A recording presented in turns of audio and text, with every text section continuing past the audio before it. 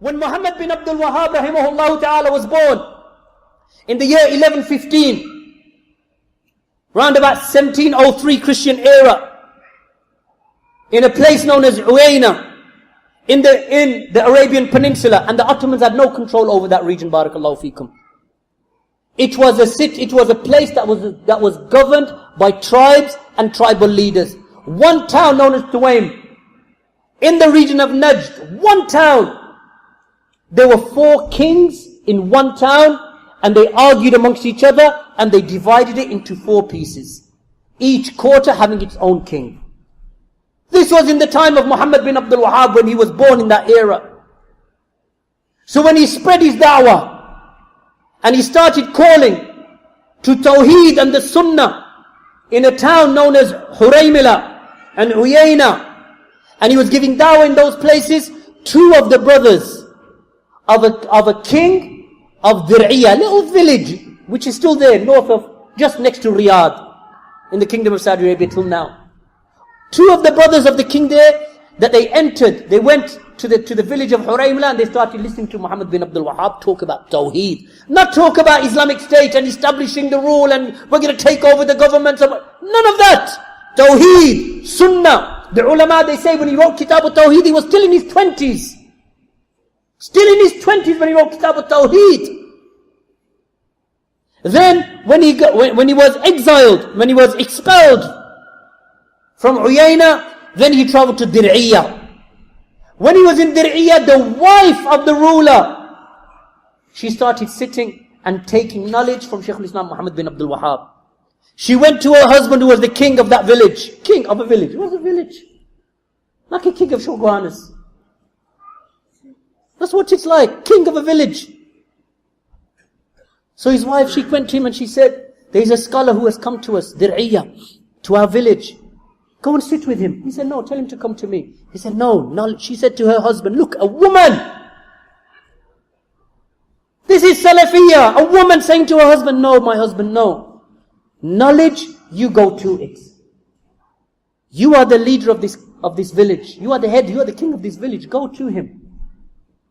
Go to him and sit with him. So he went to him and he listened to him. What do you have to say? So he gave him da'wah. And he was impressed because they never heard that before.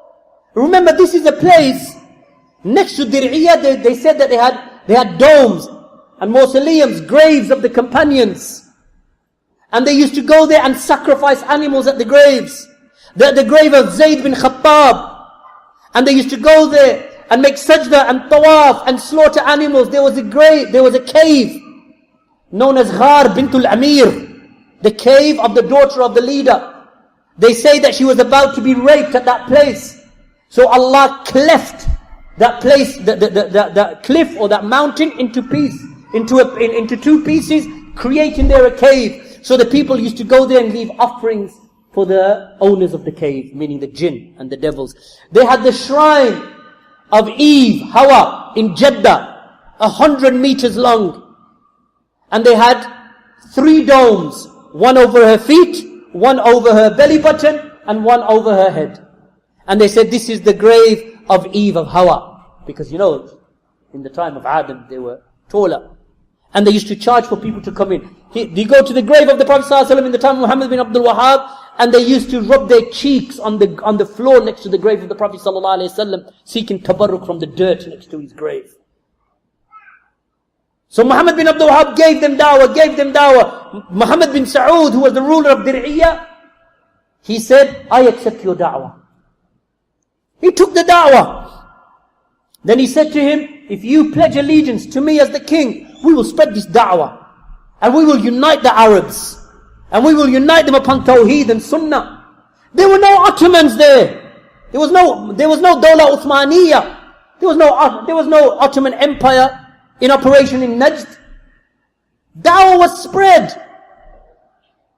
And they spread Tawheed in the whole of that land. Till this day. That land is a land of Tawheed. Universities in every major city. Even every minor city has a university for Islam and Sunnah. As soon as the adhan is called, every shop has to close. By law. No shop is allowed to be open when the adhan has been called. Why? Because everyone is given the opportunity to pray. everyone. People, women are not allowed to walk around naked in skirts. Not allowed. That's the kingdom of Saudi Arabia. It has the lowest crime rate in the world. Drug abuse and rape is something is almost unknown in that place. There are no churches, no synagogues, no mandars, no Jewish Sikh temples, nothing. Only masajid for the worship of Allah. This is the land that the Khawarij, they say we want to destroy, we want to kill the king.